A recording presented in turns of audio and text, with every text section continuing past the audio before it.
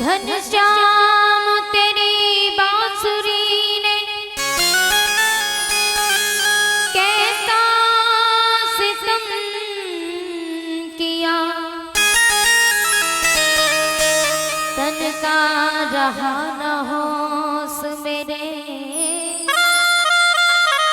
मन को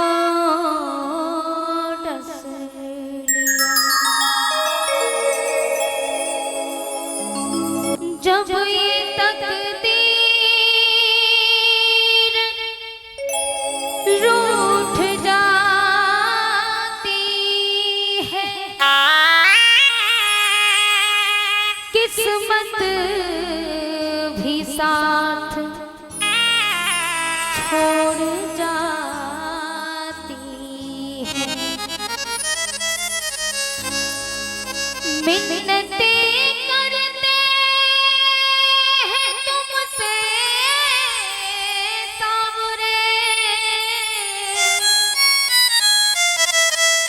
एक आस तुझ में नजर आती है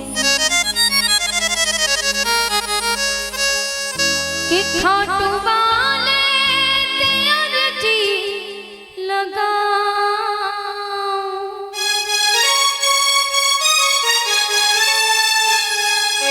कि खाटू वाले से अर्जी लगाऊं। तू सुनेगा तुझे सुना, तू सुनेगा तुझे सुना, तेरे होते मैं क्यों हार जाऊं,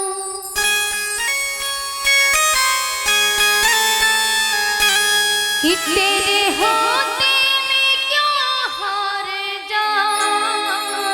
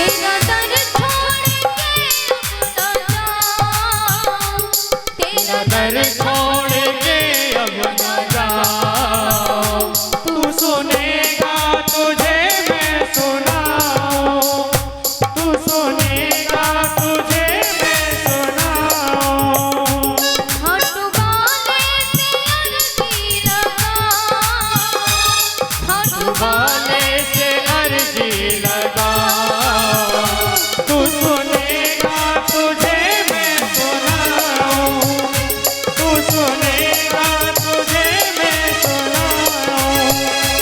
तेरे होते मैं क्यों हार जाऊं, तेरे होते मैं क्यों हार जाऊं। तू सुनेगा तुझे मैं सुनाऊं,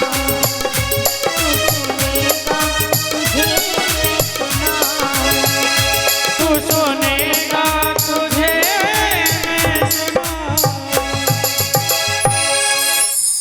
बोली बांके बिहारी लाल की, जय हो, बोली राधा रमण सरकार की, जय हो। जय जय श्री राधे श्याम। आज कथा का चतुर्थी दिवस है, यानी कि चौथा दिन। चतुर्थी दिवस की बेला में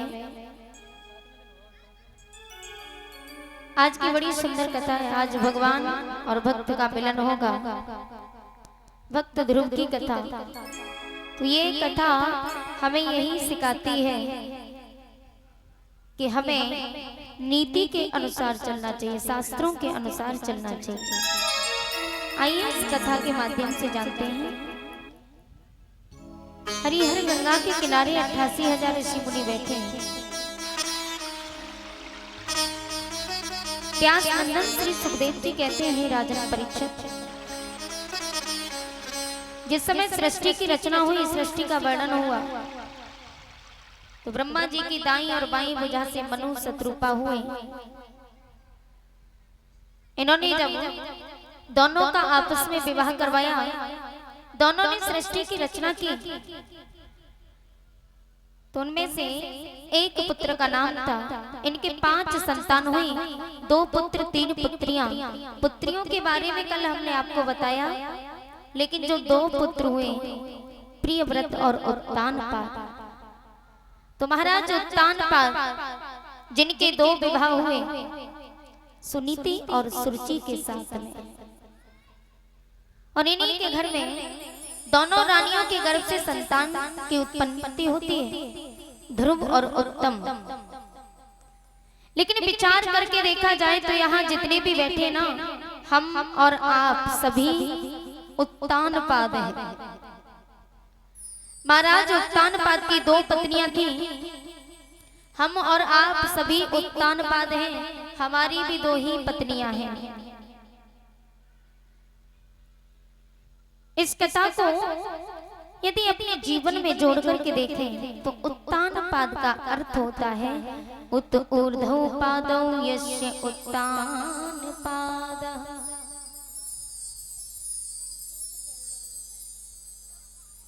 श्री राधे। तो उत्तानपाद का मतलब होता है उत ऊर्ध्व पादौ यस्य उत्तानपादः, यानी कि 9 महीने माँ के गर्भ में हम और आप उल्टे लटके होते, पांव ऊपर होते, सिर नीचे होता है। तो जिसके पैर माँ के गर्भ में ऊपर हो, उसी का नाम है उत्तानपाद। तो हम और आप सब कौन हुए? उत्तानपाद। हम और आप सभी उत्तानपाद हैं।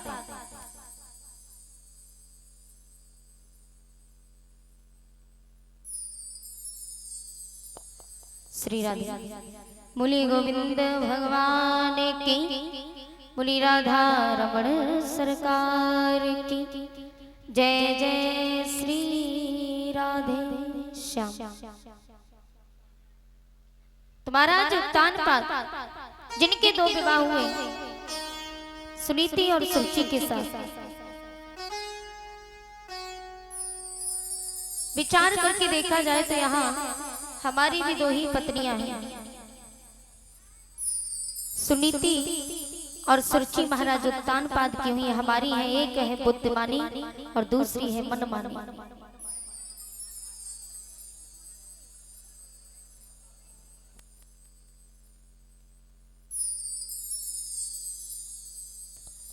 श्री राधे। बोली साबरे सरकार की, राधा रमण सरकार की, व्यास नंदन श्री सुखदेव जी कहते हैं, हे राजन परीक्षित, हमारी जो दो पत्नियां हैं, एक है बुद्धिमानी और दूसरी है मनमानी। तो हम लोग क्या करते हैं? महाराज उत्तानपाद ने किया वही हम करते हैं। महाराज उत्तानपाद ने सुरुचि के कारण सुनीति को घर से बाहर कर दिया, घर से बाहर निकाल दिया। हम भी वही कर रहे हैं। हम अपनी मनमानी के कारण बुद्धिमानी को घर से बाहर निकाल रहे हैं। तो मनमानी के कारण बुद्धिमानी को धक्का मार दिया। सुनीति और सुरुचि के इन दोनों के नाम से यदि सो हटा दिया जाएगा तो पीछे नाम के पीछे बचा नीति और रुचि।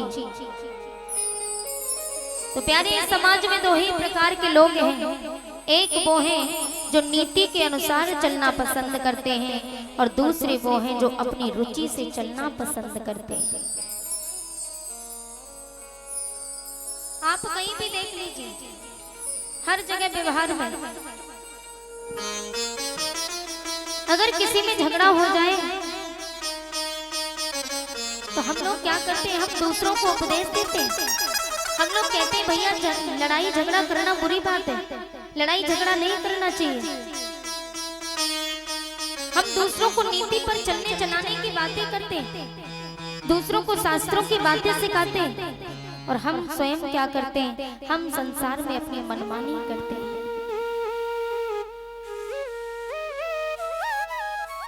हर जगह देख लीजिए,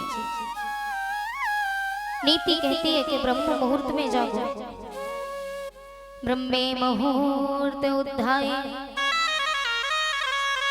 ब्रह्म मुहूर्त माने सूर्योदय से 2.5 घड़ी पहले हमें जाग जाना चाहिए। एक घड़ी होती है 24 मिनट की, तो सूर्य निकलने से 2.5 घड़ी पहले हमें जाग जाना चाहिए। लेकिन जो सूर्य अस्त पर जो विश्राम करते हैं, सूर्य निकलने के बाद सोकर के उठे और सूर्य अस्त पर विश्राम करें, ऐसे व्यक्ति श्रीहीन हो जाते हैं। माता लक्ष्मी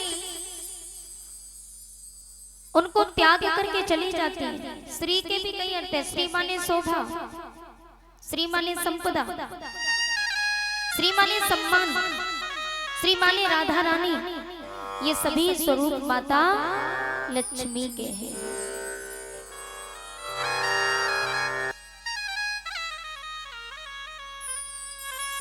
आपने देखा होगा, अगर आप लेट सो करके उठे तो मैंने बताया कि श्रीहीन हो जाते हैं। श्रीहीन का मतलब श्री माने शोभा, श्री माने संपदा, श्री माने सम्मान, ये तीनों चीज चली जाती हैं। लेट सो करके उठोगी तो आपको सम्मान भी नहीं मिलेगा। आपकी माँ कहेगी, अरे इतनी लेट सो करके उठती है, ससुराल में जाके ऐसा ही करेगी, नाक कटाएगी क्या?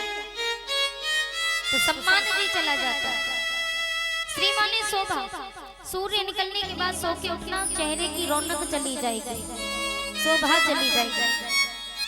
श्री माने संपदा, लेट सो करके उठोगे तो धीरे धीरे हाथ से संपदा भी चली जाएगी। इसलिए श्लोक भी कहता है भागवत के अंदर, सूर्योदयस्य च अस्त तस्म समय शयानम् लक्ष्मी विमुञ्चति यदि स्वयं चक्रपाणि। ये दोष अगर भगवान विष्णु के अंदर भी आ जाए ना, तो माता लक्ष्मी उनको भी छोड़ के चली जाएगी। तो शास्त्र तो कहते हैं कि सूर्योदय से पहले जागो, और नीति के अनुसार तो हमें जाग जाना चाहिए।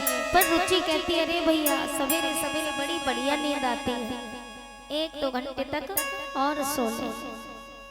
तो हम लोग क्या करते हैं? हम लोग रुचि की मान जाते हैं, नीति को धक्का मार देती है। तो रुचि कहती है सो लो, नीति कहती है जागो। तो हमें नीति के अनुसार ही चलना चाहिए। महाराज उत्तानपाद जिनकी पहली रानी है सुनीति, तो मैया सुनीति के कोई भी संतान नहीं है, ये संतानहीन थी, बड़ी चिंता में पड़ी और चिंता होने लगी कि मेरे जीवन में कोई संतान नहीं, चिंता में डूब जाती। दासी से कहा कि महाराज उत्तानपाद को आमंत्रित किया जाए। तो महाराज उत्तानपाद महलों में आए तो मैया सुनीति महाराज उत्तानपाद से कहती है, महाराज